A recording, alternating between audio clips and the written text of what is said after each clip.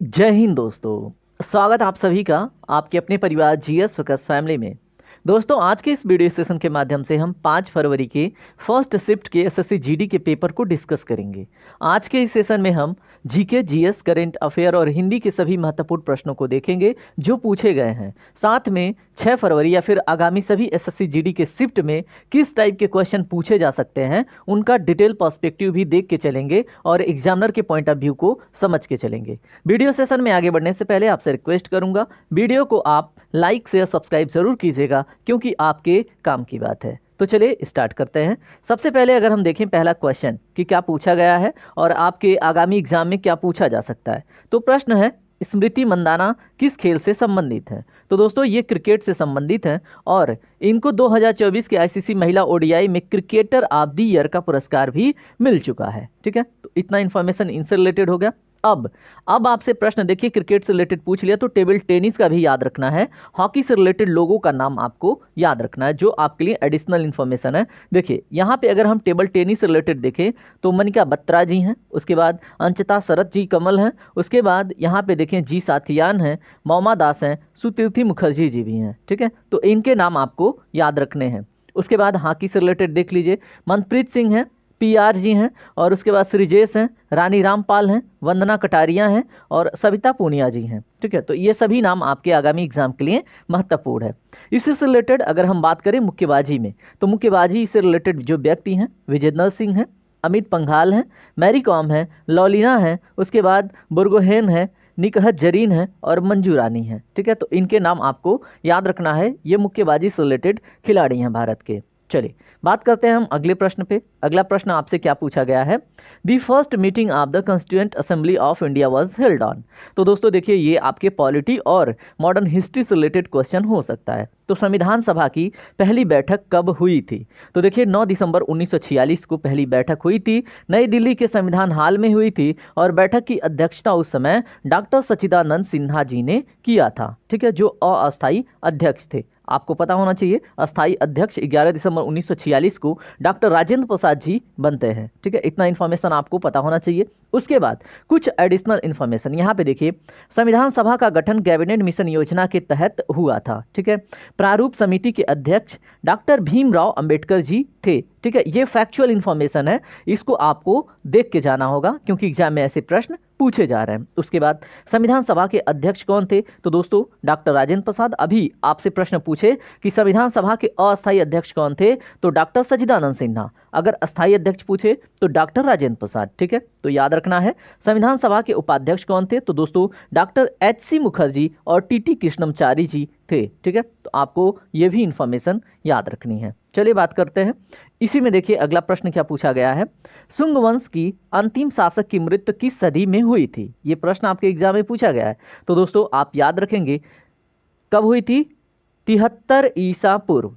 ठीक है, तो इतना आपको याद रखना है। ठीक है, और अंतिम शासक कौन है, तो देवभूति जी हैं, इनका नाम याद रखना है। ठीक है, देवभूति को देवभूमि के नाम से भी जाना जाता है। उनकी हत्या उनकी मित्र, ठीक है, उनके मंत्री वासुदेव कणो ने की थी और उसके बाद उन्होंने कणो वंश की स्थापना करी थी। ठीक है, किसने हत्या करी, उनके मंत्री वासुदेव कणो ने, और देवभूति के बाद कणो वंश की स्थापना हुई थी। ठीक है, तो इतनी जानकारी आप रखिए। ठीक है, उसके बाद शुंग वंश प्राचीन भारत का एक राजवंश था जो 185 ईसा पूर्व से 73 ईसा पूर्व तक क्या था, अपने वर्चस्व में था। ठीक है, शुंग वंश की स्थापना किसने किया था, तो पुष्यमित्र शुंग ने। ठीक है, तो इतना इन्फॉर्मेशन याद रखेंगे इस क्वेश्चन के माध्यम से। चलिए बात करते हैं अगले प्रश्न पे, कौन सा राज्य नंदी पुरस्कार देता है। तो दोस्तों ये करंट ओरिएंटेड आपसे टॉपिक पूछा गया है। ठीक है, तो नंदी पुरस्कार आंध्र प्रदेश सरकार द्वारा तेलुगु सिनेमा, रंगमंच और टेलीविजन में उत्कृष्टता के साथ साथ जो भारतीय सिनेमा है उसमें आजीवन उपलब्धियों को मान्यता देने के लिए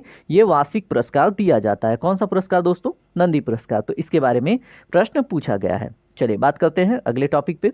अगला क्वेश्चन आपसे पूछा गया है, विश्व एथलेटिक्स में स्वर्ण पदक जीतने वाले पहले भारतीय कौन है। तो दोस्तों विश्व एथलेटिक्स में नीरज चोपड़ा 2023 में यह उपलब्धि उन्होंने हासिल की थी। ठीक है, तो ये जानकारी आपको होनी चाहिए थी। अब देखिए साल 2023 की विश्व एथलेटिक्स चैंपियनशिप में नीरज चोपड़ा ने क्या किया था, 88.17 मीटर की दूरी पर भाला फेंका था। लेकिन अगर आपसे प्रश्न पूछे कि अंतर्राष्ट्रीय ट्रैक स्पर्धा में, ठीक है, स्वर्ण पदक जीतने वाले पहले भारतीय एथलीट कौन थे, तो दोस्तों हिमा दास उनका नाम है, आप याद रखेंगे। इन्होंने 2018 में फिनलैंड में टाम्परे में IAF विश्व अंडर 20 चैंपियनशिप में यह उपलब्धि उन्होंने हासिल किया था, ठीक है। तो दोनों इन्फॉर्मेशन आपको याद रखनी है, ठीक है। अब इसी में कुछ अन्य यहाँ पे देख लेते हैं, जैसे ओलंपिक खेलों में व्यक्तिगत स्वर्ण पदक जीतने वाले पहले भारतीय कौन थे, अभिनव बिंद्रा थे, तो इनका नाम भी आपको याद रखना है, ठीक है। और इस बार मसाल धावक के रूप में भी भारत की तरफ से, ठीक है। और ऊपर से अगर हम बात करें जो ओलंपिक पैनल होता है उसमें इन्होंने एक तरह से अपनी भागीदारी निभाई है, ठीक है। उसके बाद नीरज चोपड़ा ने 2020 ग्रीष्मकालीन, ठीक है, जो गर्मी के महीनों में ओलंपिक हुआ था 2021 में जो आयोजित हुआ 2020 का, उसमें इन्होंने भाला फेंका। फाइनल में इन्होंने 87.58 मीटर का अपना सर्वश्रेष्ठ प्रदर्शन करके एथलेटिक्स में भारत का पहला ओलंपिक स्वर्ण पदक जीता था, ठीक है। तो ये सारी इंफॉर्मेशन इस क्वेश्चन से रिलेटेड आपको याद रखनी है, ठीक है। चलिए बात करते हैं, अगला प्रश्न आपसे क्या पूछा गया है, who is the present education minister of India, यानी करंट अफेयर का टॉपिक, ठीक है।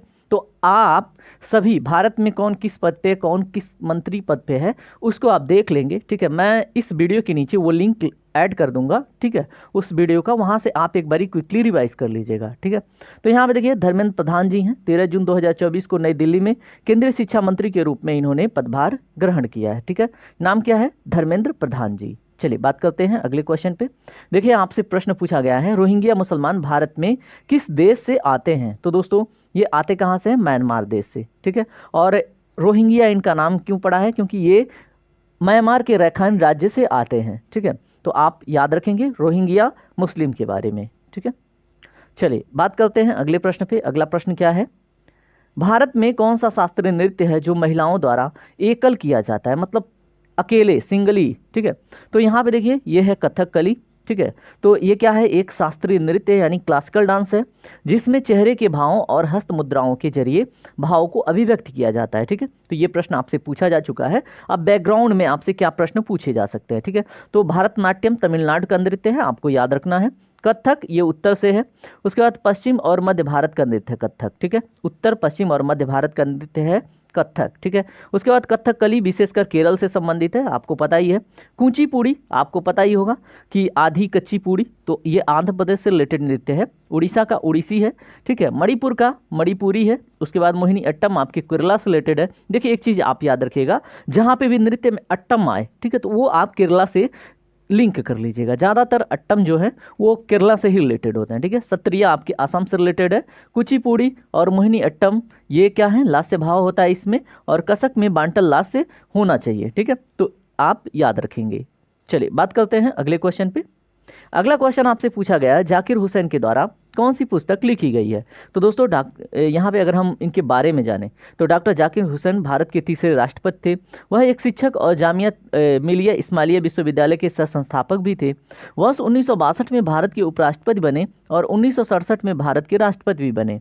उन्हें वर्ष 1963 में भारत रत्न और 1954 में पद्म विभूषण से सम्मानित किया गया था। वह अलीगढ़ से राष्ट्रीय मुस्लिम विश्वविद्यालय के संस्थापक भी थे। तो दोस्तों ये सारी इन्फॉर्मेशन इनके बारे में याद रखना है, और पुस्तक का नाम आप कमेंट कीजिएगा, ठीक है, कि कौन सी पुस्तक इन्होंने लिखी थी। चलिए देखिए पुस्तक से रिलेटेड इनसे प्रश्न बन चुका है, तो इस पे प्रश्न नहीं बनेगा, इसलिए ये सारे इन्फॉर्मेशन आपके लिए इंपॉर्टेंट हो जाता है।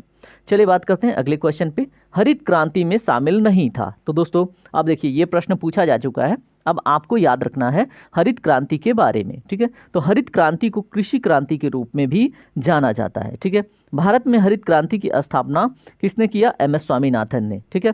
क्रांति का उद्देश्य क्या था, जो हाई यील्ड वैरायटी के बीज हैं उनका प्रयोग करना और भारत को कृषि के क्षेत्र में आगे लेके जाना, टेक्नोलॉजी का प्रयोग करना, उर्वरक का प्रयोग करना, और क्या करना, जो खाद्यान्न है उसमें बढ़ोतरी करना, ठीक है। ये हरित क्रांति का उद्देश्य था।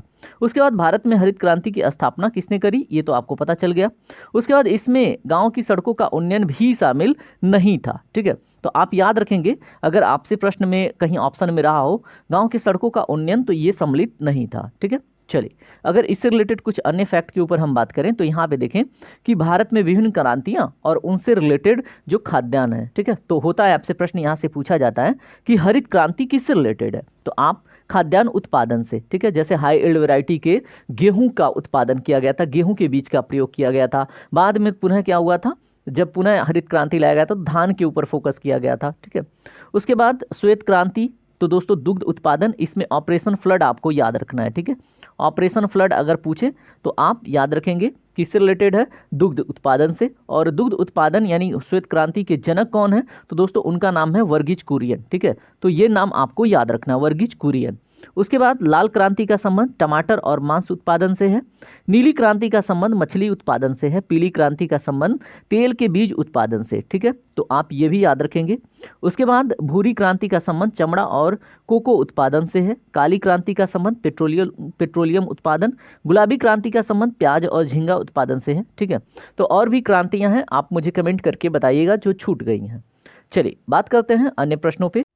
चलिए यहाँ पे देखिए क्या प्रश्न पूछा गया है, भीमराव अंबेडकर जी ने 1927 में कौन सा आंदोलन किया था, तो दोस्तों इन्होंने महार सत्याग्रह किया था, ठीक है। अब इसमें मैटर क्या था, तो इसमें मैटर ये था कि मंदिर प्रवेश से भी रिलेटेड मैटर था, और 20 मार्च 1927 को महाराष्ट्र के रायगढ़ जिले में ये हुआ था, ठीक है। और इस आंदोलन का जो मकसद है वो दलितों को सार्वजनिक तालाब से पानी पीने का अधिकार दिलाना था, और मंदिर में प्रवेश का भी एक मैटर था, ठीक है। तो आपको याद रखना है। यहाँ पे देखिए इसके बारे में थोड़ा डिटेल है, आप देख लेंगे। यहाँ पे देखिए हिंदी से रिलेटेड कुछ प्रश्न पूछे गए हैं। दुर्लभ शब्द का विलोम शब्द क्या होता है, तो दोस्तों याद रखेंगे सुलभ। और देखिए विलोम शब्द पे मैंने लेक्चर रिकॉर्ड कर रखे हैं, आप एक बारी देख के जाइएगा। अकेला शब्द का तत्सम क्या होता है, तो दोस्तों एकल होता है। उसके बाद आपसे प्रश्न पूछा गया असुर शब्द का विलोम, तो दोस्तों देवता यहाँ पे है, ठीक है। और इसके बाद आज का सेशन यहीं पे कंप्लीट होता है। और देखिए जितने क्वेश्चन मुझे मिले हैं मैंने आपको करा दिया है, और आगामी सभी रिव्यू के लिए, सभी एनालिसिस के लिए आप हमसे जरूर जुड़े। और चलिए मिलते हैं अगले सेशन में, तब तक के लिए अपना ख्याल रखें। जय हिंद, जय भारत, आपका दिन शुभ हो।